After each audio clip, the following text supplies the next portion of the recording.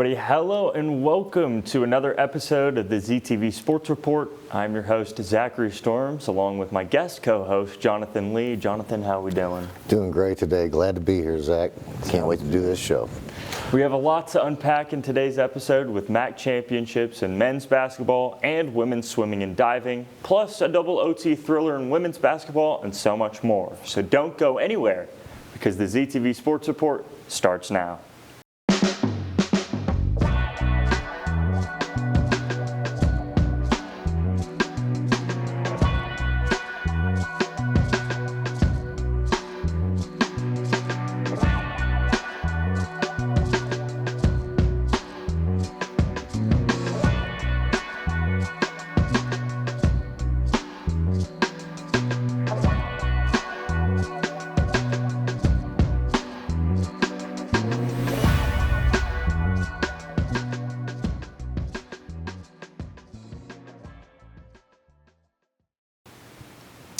To start off today's episode, let's take a trip to the MAC tourney at Rocket Mortgage Arena in Cleveland, where the Zips played the Kent State Golden Flashes in their recent trip to the MAC tournament semifinals.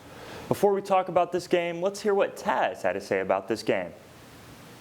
Hello sports fans, this is Taz with ZTV Sports Report. On March 13th, 2026, the Akron Zips punched their ticket to the MAC championship with a 75-68 win over rival Kent State in the semifinals at Rocket Arena. Akron came out locked in from the jump, controlling the pace and setting the tone on both ends of the floor. Shama Scott delivered one of the biggest moments of the night, knocking down a clutch three-pointer in the final minutes to help seal the win. Tavari Johnson and Scott led the way with 18 points each, while Evan Mahathey added 16 points and 7 rebounds in a strong all-around performance. In the end, it was Akron's composure, balanced scoring, and execution in big moments that made the difference. The Zips closed out the rivalry win and advanced to the MAC championship for the third straight year, with momentum on their side. Go Zips! Thank you, Taz. Talk about the Kent State game here, Jonathan. I mean, Akron won the game, 75-68 final score, but a lot stood out in that first half performance from Akron. I think Akron really controlled the game from the start. And honestly, again, the first half is a whole story in itself. They come out shooting 55%, leading 42-28 at the end of the first half. I mean, and from that point on, they were sort of dictating everything. I think Kent State never even tied the game at any point, which says a lot about how Akron managed themselves throughout the game. Very professional, very dominant from the Zips in a sense. The biggest thing here I want to talk about is efficiency versus volume. I think Kent State actually looked like they took more shots, and they did. But they shot 29% from the field, which completely cancels out what they were trying to do all game, which is come back in the game, try and get a lead, try and get a foothold within this game. But Akron, meanwhile, they shot 43%, and more importantly, they got the better looks. I mean, what I really like about Akron in this game is the balance that they had. You've got Tavari Johnson and Shama Scott both with 18. I mean, you have Mahaffey with 16, Hardman hitting threes. There's no single point of failure in this Zips team. I mean, if one guy cools off, there's always somebody helping out, and that's what I like about this team. I mean, they've showed it all year, just the camaraderie, the bench points, the teamwork all together. You have points coming from every which way, and that's really what gets each game done for them. And defensively, Akron did a really good job of making Kent uncomfortable. I mean, holding a team under 30% shooting in a tournament setting is not just luck, that's just execution on Coach Gross's part and the players executing his vision in a really nice manner. I mean, even with Kent winning the rebounding battle in spots, they couldn't capitalize because they weren't finishing those chances. And second half, I mean, Kent makes a push, but never feels like Akron is losing that control. They already built the margin, and now it's just about managing. That's a mature win for me. What about you? Well, I agree with everything you said there. In fact, quite honestly, the best part of Kent State that night was the free throw shooting. They shot 84% from free throw, but They got double the amount of offensive rebounds as Akron and still couldn't find a way to put the ball in the bucket. When your leading scorer, Delrico Gillespie, has 10 points and 14 rebounds, but the double-double is offset by the fact he only shot 2 for 10 from the floor. So your leading scorer is that, and you're just not going to win. And then 27% from deep while shooting volume threes is also just a recipe for disaster, especially in a conference tournament game. Well said, Jonathan. Up next, we're going to take a look at Akron's recent MAC championship victory over Toledo. Stay tuned. Before we talk about the MAC championship, let's hear what Zach has to say about this game. What is poppin', people? It's Zackary Storms with the ZTV Sports Report, and today I'll be talking about the Zips men's basketball team and their recent trip to the MAC championship. So let's not wait and hop right into how that matchup went down. In this battle for supremacy in the MAC, the 19-win Toledo Rockets took on the 29-win Akron Zips for what would mark a thrilling conclusion to the MAC competition. Looking at this game, Toledo was dominant as they were able to gain a 12-point lead over Akron heading into the half, making the end of the first half score 42-30. The Zips would go on to turn things around in the second half, scoring 49 points and winning by 3 with a Shema Scott buzzer beater, making the final score Akron 79, Toledo 76. Leading the Zips in scoring were both Tavari Johnson and Amani Lyles, who ended the game with 15 points. Lyles would finish the game with 16 rebounds. The next closest in scoring were Bone Hardman and Shema Scott, who both came second in team scoring with 12 points. All while the Mahaffey brothers followed closely behind with 8 points of their own. The Rockets were led by Leroy Blyden Jr., who bagged 21 points, 5 assists, and 6 rebounds. The next closest in points for Toledo was Austin Parks, who had 13 points, 7 rebounds, and 2 assists on top of that. This marked the last time these two teams would face each other again until next season. Akron would finish the season with their third MAC title in a row and an appearance in March Madness. Till next season, this has been Zackary Storms with the ZTV Sports Report. Go Zips! All right, Jonathan, let's get to the big one. The MAC championship game, Rocket Arena in Cleveland, Toledo versus Akron. Final score, Akron 79, Toledo 76. Only a 3-point win, but it was anything but that in the first half. I mean, this is where Akron really shows who they really are, who they've been all season, the trials and tribulations they've been through getting to this point. I mean, first half they're down 42-30, trying to claw their way back into the game. You've got Toledo shooting over 50%, hitting threes, everything is clicking. I mean, Akron looks out of rhythm. The shooting is just 34% from them, and it feels like the game is sort of slipping out of the Zips' reach. And then the second half happens. I mean, Akron drops 49 points. You've got them shooting 58% from the field. That's just not a comeback you see every day. It's just a complete domination from them in the second half. And that's them completely flipping the game on its head. I mean, and that's what makes it even more impressive in the sense that Toledo didn't even fall apart in the second half. They still finished shooting 50% overall. A crazy team stat line to look at, and over 40% from three. I mean, Akron just played better. Amani Lyles is their anchor here, I think. I mean, 15 points and 16 rebounds. I mean, that's just a dominant performance. That's a takeover badge right there in 2K. I mean, that kind of performance changes the entire flow of the game. He gives them second chances, controls the glass, and sets the physical tone for the Zips. I mean, being there, you've got the Mahaffey brothers both having 8 points, everybody doing their job. And that depth you've got with Johnson, Hardman, Scott, all contributing in a sense. And again, the bench matters. Akron's depth just starts to show late. When those legs get tired, the Zips take over. And I think the biggest adjustment was the attacking the paint.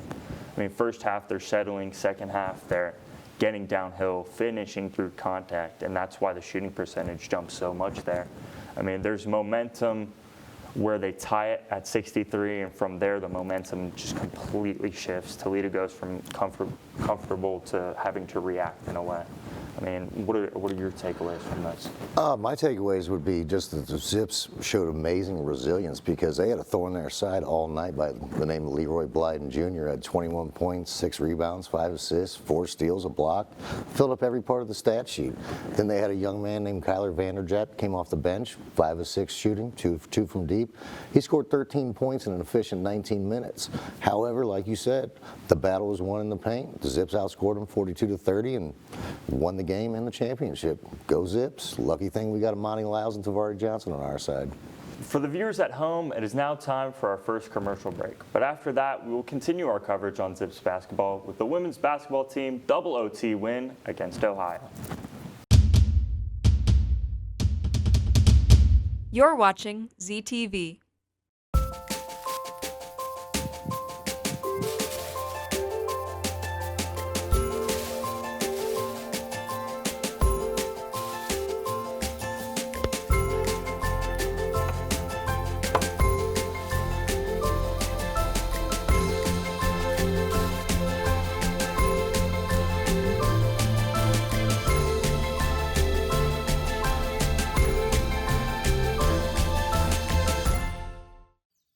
Jason, let's go see your room.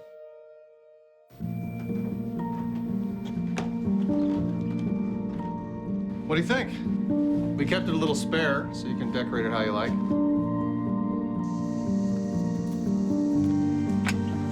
Dinner! Go? Excellent. Soccer is fun. Yeah, I saw you guys out there. We're the family. Yeah! Oh, I thought you were on my team.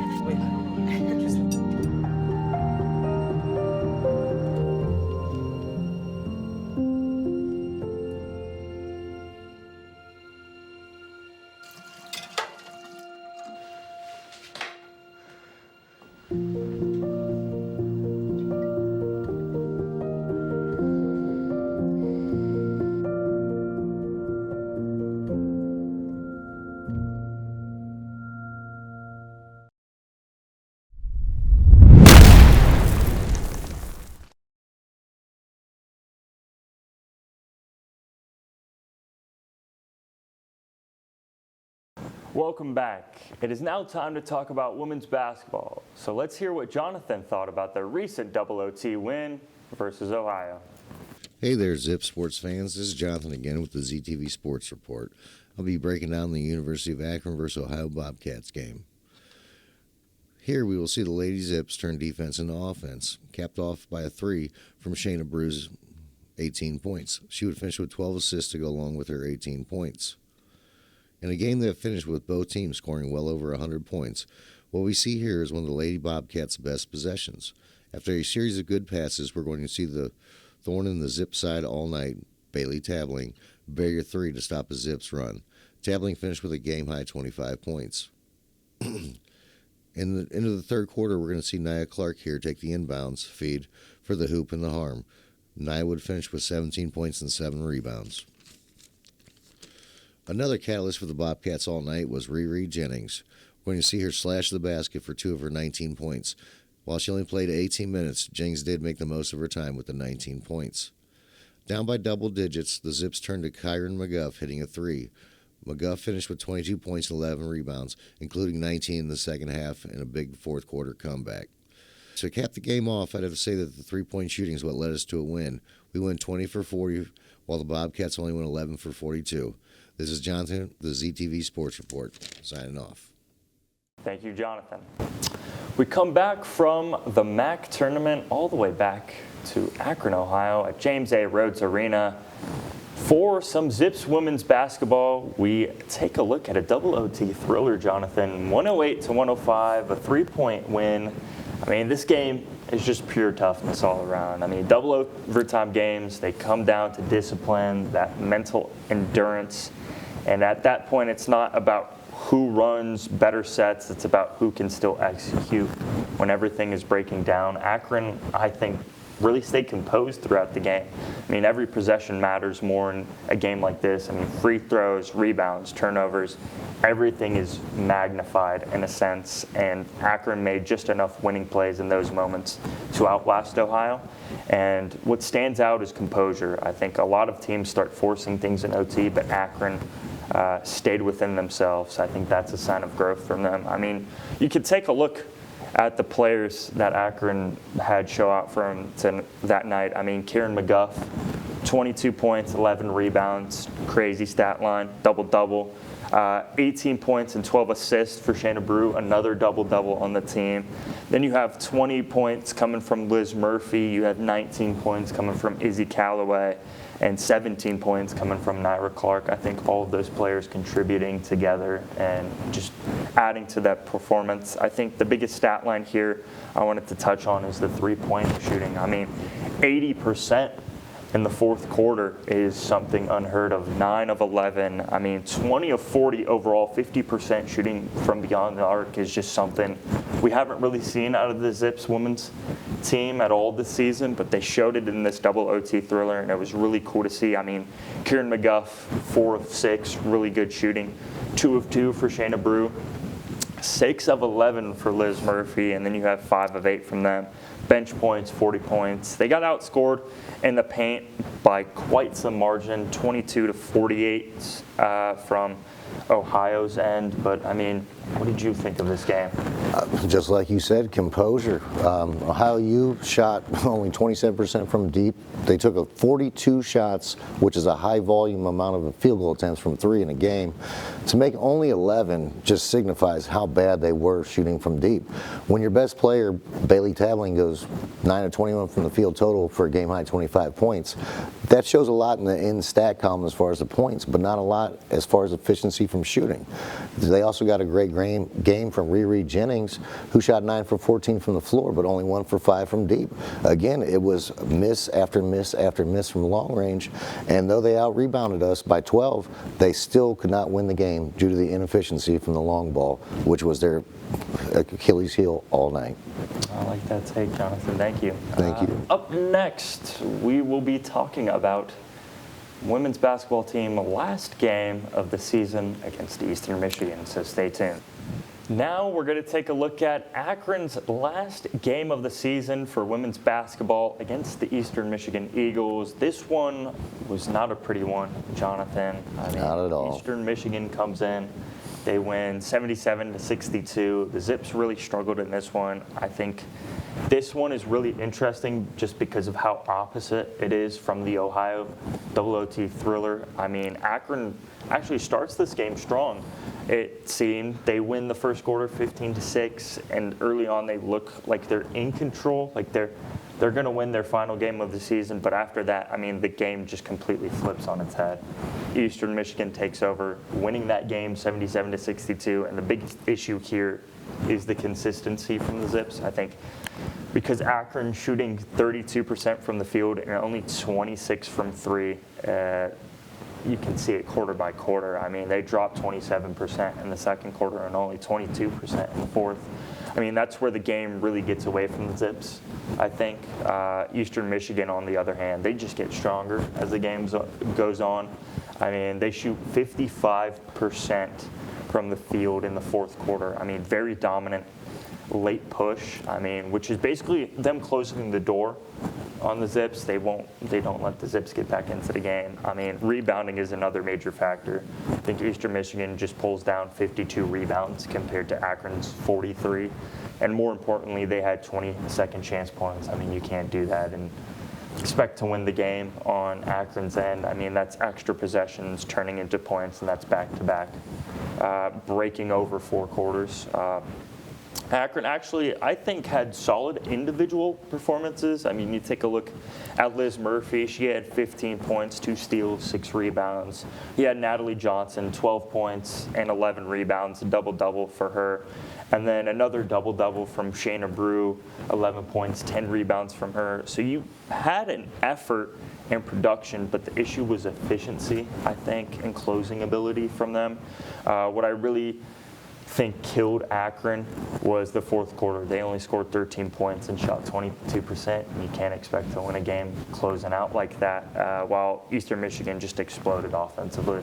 That's where the separation, I think, happened. And again, you just look at the contrasting things from the Ohio game and this game. I mean, 26% from three. They just couldn't get anything to hit from beyond the arc. And then you take a look at the big stat line from this: 23 of 70 from field goal, 32%. You can't win a game like that. You got anything to add on that, Jonathan? All those points were valid, but the one that stood out for me was the disparity in the free throw shooting. 19 for 25 for Eastern Michigan, 9 for 14 for the Zips. It was a sloppy game all the way around. It was physical on both sides, demonstrated by the rebounding advantage, but once again, the Zips females just couldn't get to the free throw line and kept sending Eastern Michigan there over and over, and they shot highly efficient from the free throw line. This was a combined team loss, and while they had two players with double-doubles, they should have been able to be offset by our performance by the Zips ladies. However, just lack of composure, lack of discipline, and lack of being able to close the game out that they started hot. I like that take. Thank you, Jonathan. Up next, we will be talking about the swimming and diving team, but right after the commercial break. Stay tuned. You're watching ZTV.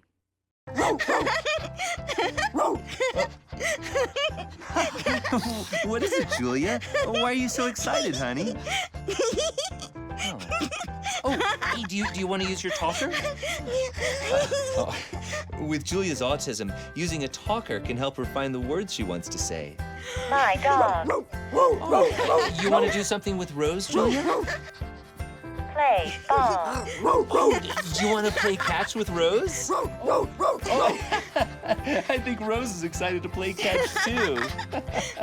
Oh, Julia, you show us so many different ways to talk together. Oh, and play. Good catch, Rose. Okay, give Julia the ball. There you go. Okay, throw the ball, Julia. Oh, For Julia's family, early screening for autism made a lifetime of difference. Find out more at screenforautism.org. okay, Julia, there you go. Whoa, another good throw. That's the way. Yeah, Sam, Elmo. Oh, hey, Julia. Are you ready to play band with us? I'm going to play my clarinet. And Elmo's gonna play his drum. Drum loud. Oh, well, you know what to do, Julia. Julia knows. With Julia's autism, loud sounds can be too much. But she still loves to make music. Play band. Early screening for autism can make a lifetime of difference. Find out more at screenforautism.org.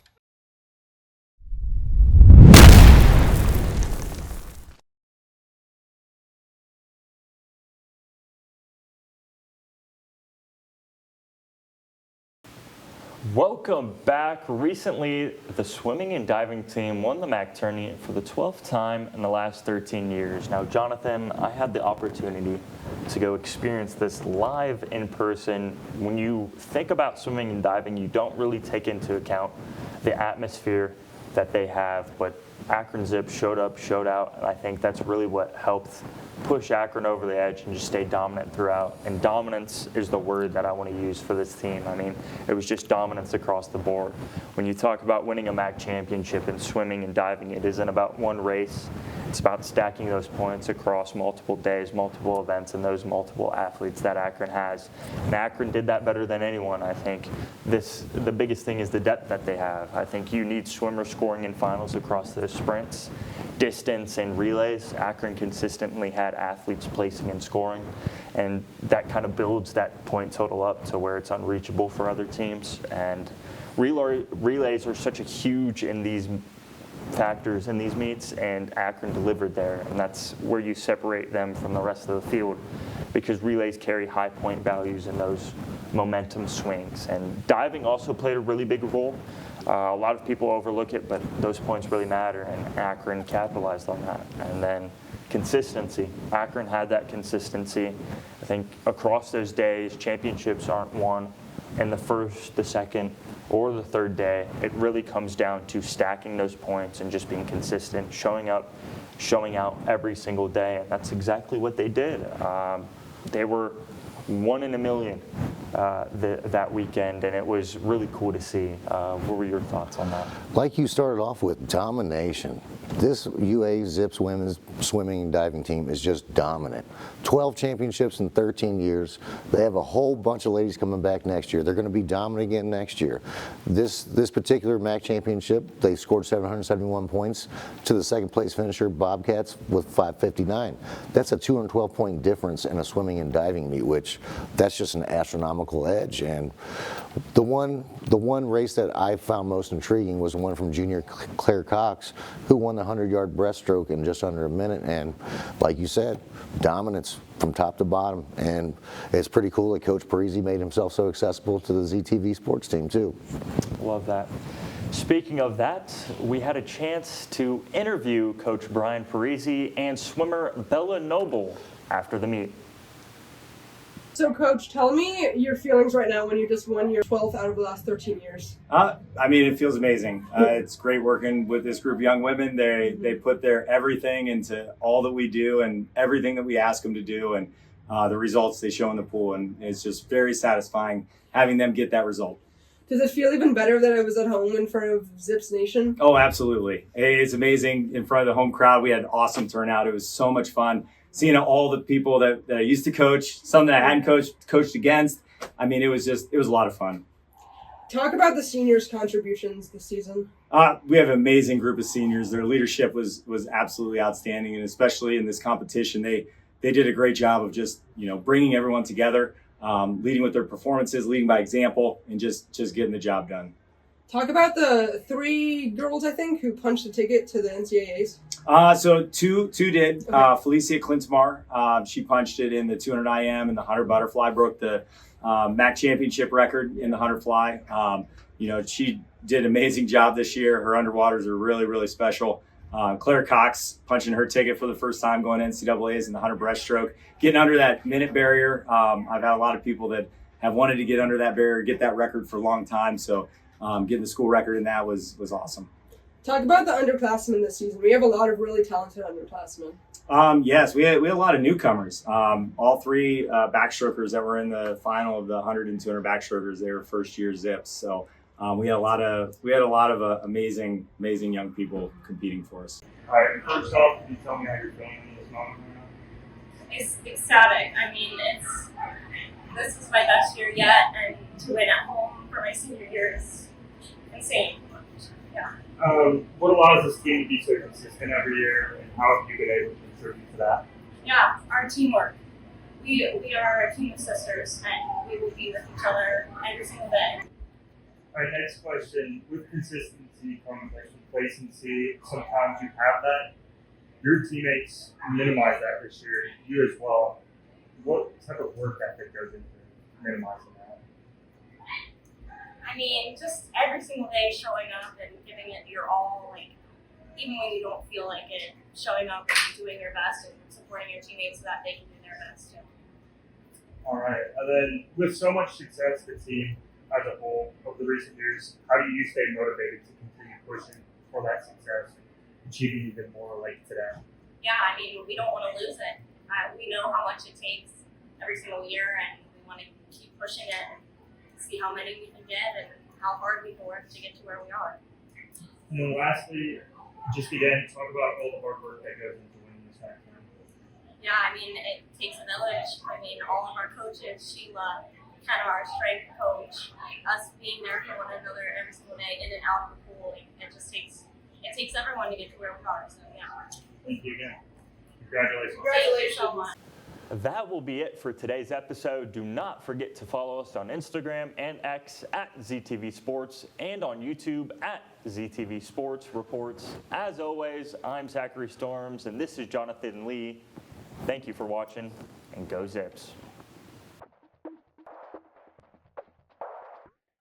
This program was produced by ZTV at the University of Akron. Do you want to gain experience in video production, professional social media, or working with real clients? Visit the UA School of Communications online or follow us on social media to learn more. ZTV, make media, make a difference.